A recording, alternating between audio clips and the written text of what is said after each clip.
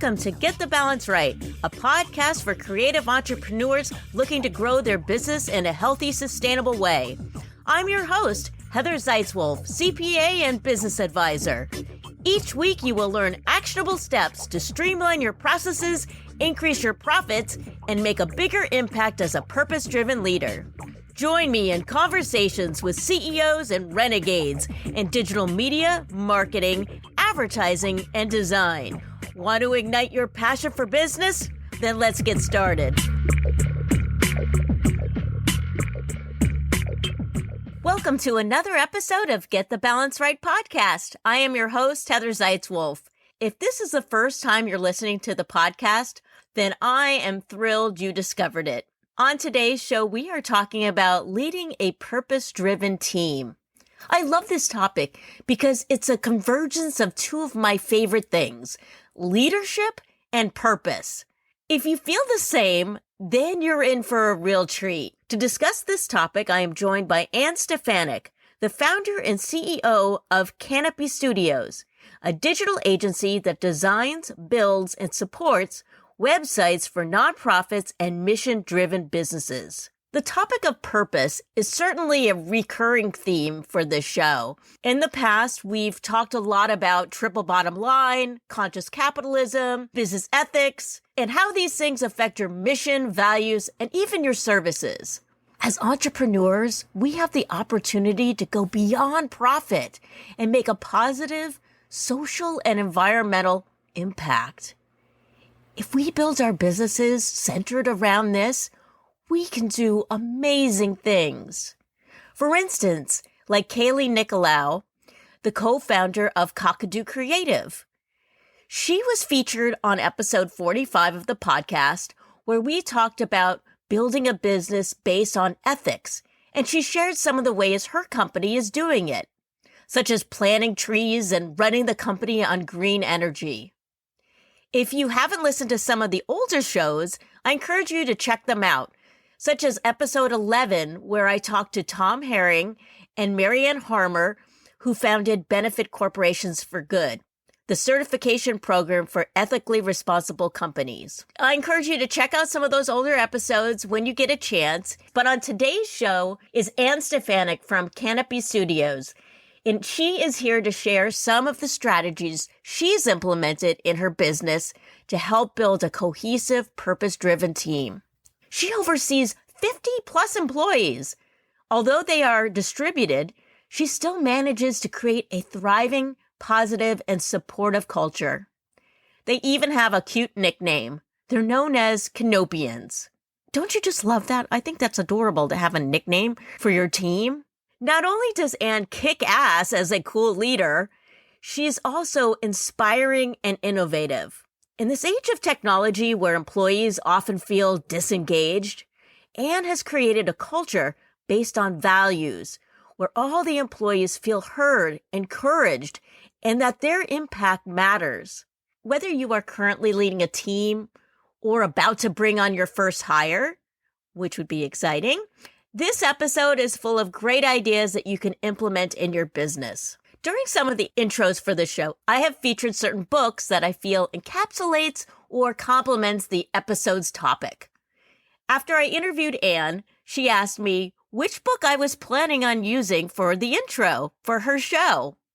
At the time, I really wasn't sure, but after listening to the recording again, it became clear. Are you familiar with the Conscious Capitalism series of books? I have a few of these, such as the one called Conscious Capitalism and another one called Conscious Leadership. But I wanted to share some insight that I gathered from one of my favorite books in this series that I own, which is called Conscious Capitalism Field Guide, Tools for Transforming Your Organization. I love this book because it's chock full of bite-sized, actionable steps, frameworks, checklists, and forms for building a purpose-driven business. This seems like the perfect book for Anne's show. I think I like this book best because it helps business owners take the wonderful examples from the other Conscious Capitalism books and put them into action in their own company. Chapter 6 of the Field Guide is entitled Enculturing Your Purpose, This chapter provides a framework to implement a culture of purpose into your company. As you build your team, keep in mind the business culture you want to create. This should be established before you hire anyone. As you interview potential team members, consider if they will contribute positively or negatively to your desired culture. Remember, skills can be learned, but a crappy attitude is ingrained. When you're recruiting new hires, look for those who demonstrate sincerity and commitment to serving the purpose of your company. Once you make the hire, the enculturing begins during the onboarding. When bringing on new hires, the orientation and training process should be steeped in purpose, utilizing the opportunity to inform, inspire, and engage the new team member. To inform, you should come up with ideas on how you will communicate your purpose. As a CEO, you can write a welcome letter or create an inspiring video to share during the onboarding process. Next, you'll need to inspire. To achieve this, you should demonstrate and celebrate how the organization is fulfilling its purpose through real and meaningful impact. The company should foster language that reflects the spirit of their purpose, such as using words like freedom, liberating, inclusive, and diverse. Once you've inspired, now it's time to engage your employees. You can do this by inviting team members to contribute new ideas. In your messaging, be super clear about their personal responsibility when it comes to fulfilling the purpose of the company. This is where the second part of the framework comes into play, determining where your purpose is not being fulfilled and make the necessary modifications. For instance, if you already have an orientation and training process, the book suggests figuring out ways you can adjust these programs to incorporate your purpose. Now, this is not a one-and-done thing. The culture of purpose needs to be examined during employee evaluations and celebrated throughout the year with rewards and recognition. Indoctrinating purpose is not going to happen overnight. It's best to establish goals and design a structured plan that includes the initiatives, leaders, tasks, deadlines, and participants. Great things don't come easy. It's important to be realistic about your endeavors. Putting this into place will require time, resources, and effort. But once you've put all of this into place, wow, just think of the positive impact your company can have. But you can't just stop there. The next level of the framework is reviewing all the decisions and actions that you've made. Keep in mind that things change, so these goals should be evaluated, revised, and removed when an activity is no longer relative to your purpose. Building a business based on purpose takes time, but the impact can be phenomenal. What's so cool about our guest today is that Anne has implemented so much of this in her business. I would love to hear how you and your company are implementing purpose into your culture. Drop me a DM on Instagram or connect with me on LinkedIn. I would love to hear about it. Perhaps we could even share your story on a future podcast. Now let's switch gears and talk about Anne Stefanyk from Kanopi Studios. Here is our conversation about leading a purpose-driven team. Anne Stefanyk, welcome to Get the Balance Right podcast. Thank you so much for having me, Heather. You are the CEO and founder of Kanopi Studios. What is Kanopi Studios? We are an agency and we design, build, and support websites for clients that want to make a positive impact. And it's really my personal mission to make websites really easy to understand and effective. I saw on LinkedIn that you have a background in Drupal and you've been in marketing for years. Tell the audience a little bit more about you. I have been working in the agency space pretty much since I graduated from university. I'm actually from Canada originally, and I split my time between San Francisco and Canada. I have a background in technology and marketing, and through a series of events, I ended up starting my own business really to serve my own needs at the time. But the beauty of running a business, I think, is that you actually get to create a lot of impact for your employees and clients alike. And that really has led me to building more of a purpose-driven business where we really are aligned with our values and the causes that we support. You have quite a large team that is distributed. How many people do you have working for you now? Is it like 40-something people? We actually crested the 50 mark. So we have 52 full-time employees across Canada and the US, and we've always been virtual. While a lot of people have had to pivot to being fully virtual, that's how we started. It's definitely a little more confining right now, where you can't really work from coffee shops and meet coworkers in different locations and travel the world. But we've always set up a remote business as part of our value proposition as well, because it's allowed us to gain great access to talent that's not geographically located. Do you do some sort of event where they all get to meet each other? Yeah, Kanopians, as we call ourselves. We love doing an annual retreat.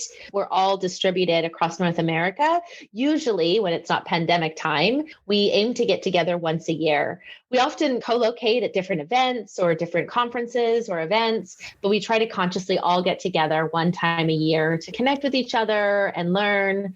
So while sometimes business owners think, oh, it's going to save me a ton of money being remote, it actually doesn't, because the cost of a retreat for 50 people is about the cost of an office for a whole year. But it's good money spent, because I find that those cultural connections that you do get to make when you're in person, even if it's just once a year or potentially every other year, it does create a lot of lasting bond that then you can take home to your virtual space. Wow. Yeah, I didn't think about how the retreat is so expensive, but you're doing it in a great way. You're not cutting corners. It sounds like you're giving them a really great experience when they finally come together. That's wonderful. We're going to be talking about having a purpose-driven business and how you do that with multiple employees. If a business wants to be more purpose-driven, do you think it really just starts with their core values? Is that where you start with your clients? Yeah, I think there's two facets. One is start with why. And I think Simon Sinek has a great book called Start With Why that really helps that if you're going to be creating a purpose-driven business, you really have to start with that big why. And it will potentially evolve over time. I know that when I started the business, the why was really to take care of the immediate needs that we've had. And then now that if we've grown into a much larger business over time, we now can create more impact and legacy type of activities in our day-to-day work. But I do find like the main purpose at Kanopi has always been to foster learning, to have the employees always feel like they're connected to a sense of I can come to Kanopi and I can work on clients that's going to push my skills, it's going to help me learn. And ultimately that kind of spreads out. And I do feel like that starting with why has been so important for us to always understand that if we're not learning and if we're not growing, then we'll become stagnant. And in technology, that's so important to stay on your toes. And on the flip side, those values are something that we crafted organically through the people that worked at Kanopi really early on. And now they're so solid in our culture that we hire by them, we reward by them, we provide performance improvement feedback by them, and we really recognize each other on a daily, if not hourly basis with some of the tools that we have in Slack, and I can go into some of those tactical things, but really we operationalized our values in such a strong way that when someone's having a challenge at work, it's often because it's not necessarily a skill deficiency, it's mostly a value alignment. And then how can we coach them to either get back in line or potentially move on? With your employees, it starts right from the hiring process, it sounds like. Yeah, we value being nimble and helpful. We ask questions that kind of ask the interviewee to demonstrate ways that they have had to pivot on a moment's notice. We're an agency, so the clients are always up in arms about different things. And I got to do this, and the CMO said this, or we got a new CEO, so we got to switch directions. We ask intentional questions so that we can see if the potential candidate really exhibits our values. Hey there, this is Heather. I hope you're enjoying the podcast. And if you are, if you wouldn't mind, please hit the subscribe button now. That way you'll never miss an episode. All right, now back to the podcast. Once you go through the hiring process and you bring somebody on, what is the next step to help them understand the values of your company? We really intentionally thought about our onboarding process because I think a lot of the times it's really easy to just throw somebody in a job and then expect them to know what's going on. But we have their first day is really intentional. Well, they're only supposed to read through the intranet materials. They'll meet with the HR director. We have a cultural ambassador at work who is really a key part of our value proposition of making sure that employees are healthy, happy, and learning. And Darlene will go and onboard them to some of the cultural aspects, go through our values. So just pretty much this onboarding first day. And then over the 30, 60, 90 days of their engagement with us, we sit down and we have some intentional conversations. I have a leadership team. There's 8 of us on that leadership team, and each one of us has a direct responsibility to that new hire to help onboard to the why. to onboard to their why. We try to actually figure out their why even in the interviewing process, understanding what makes them tick outside of work, and then how can work facilitate both their professional growth and their personal growth. Now, some people really love gardening. Some people really love to travel. Some people, want to spend a lot of time with their kids.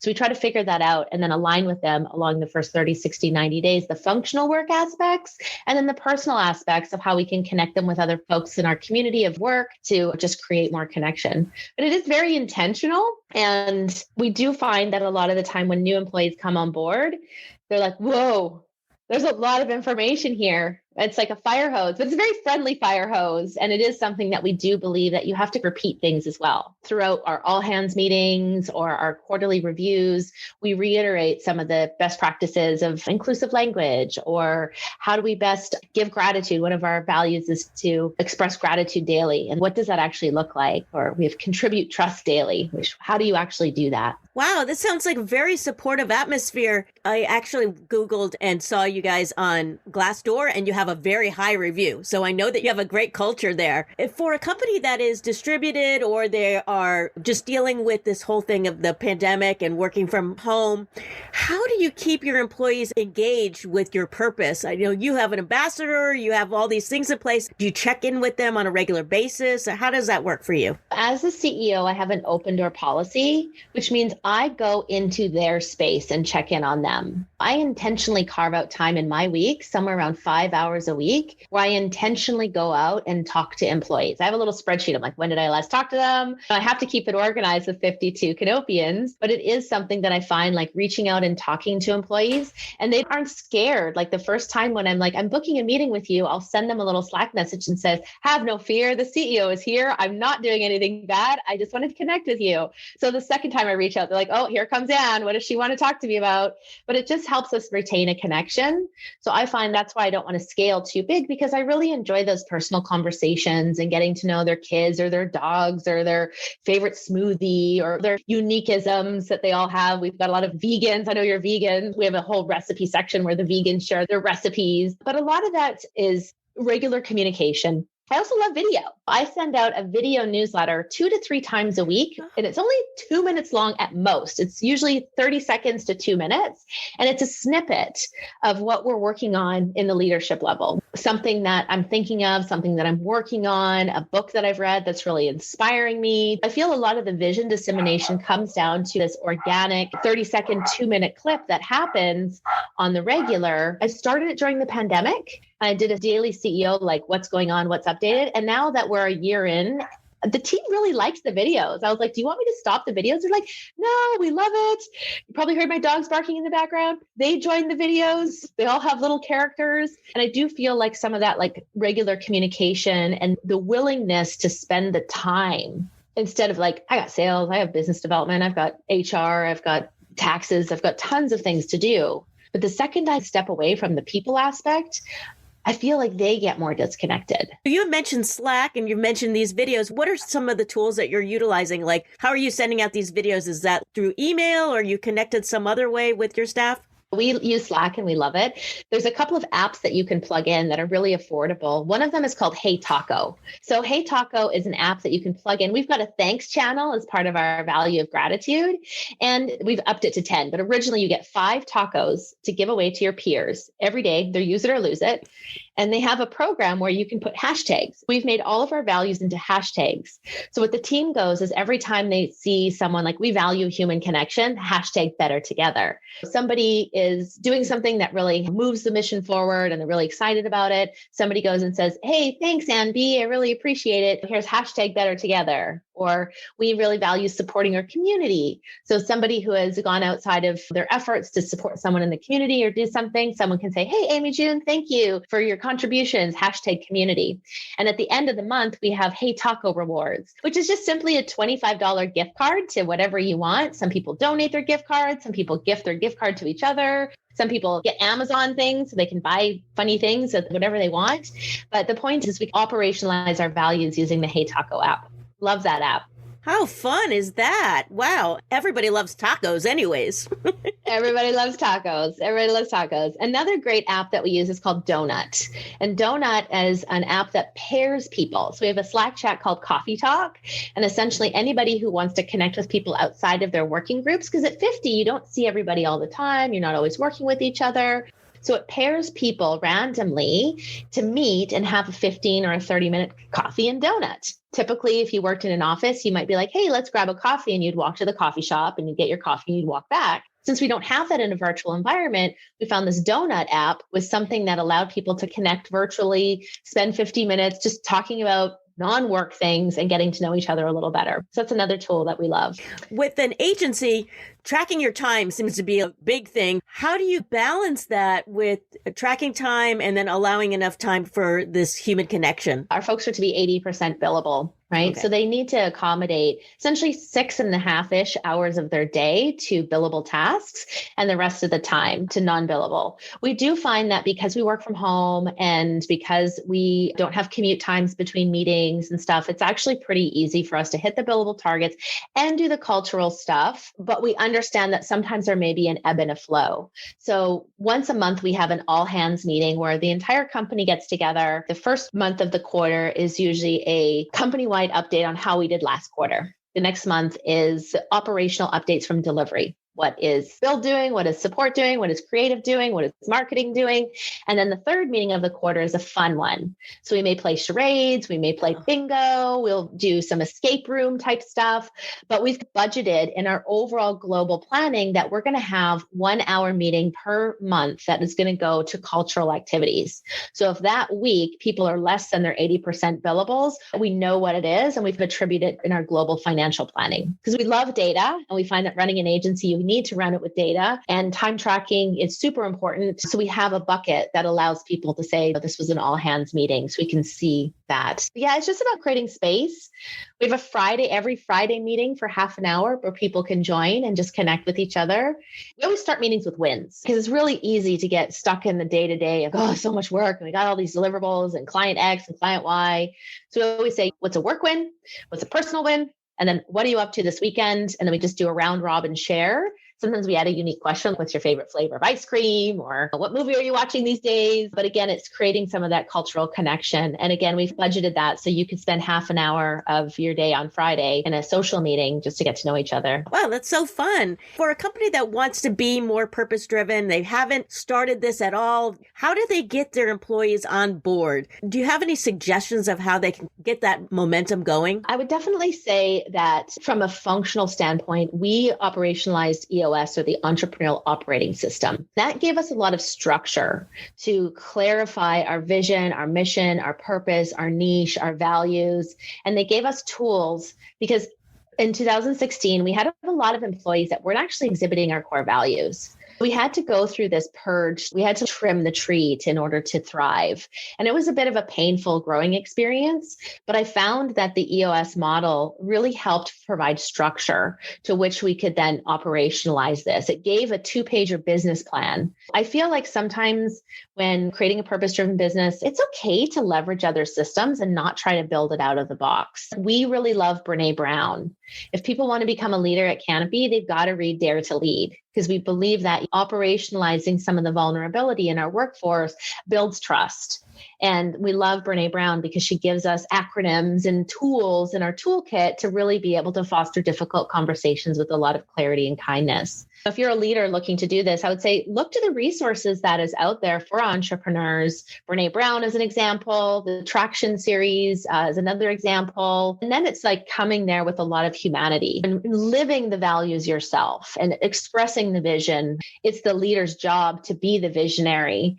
But if you never tell anybody, then how do people know? And if you're not living the values yourself, then they don't really stand up for much. You work with a lot of nonprofits, is that correct? Yeah, we love working with mission-driven clients. They're about 70 to 80% of our client base, from nonprofits to higher education clients, associations. We have some corporate do-gooders on the side as well. But yeah, we love working and helping, make the internet a better place, one website at a time.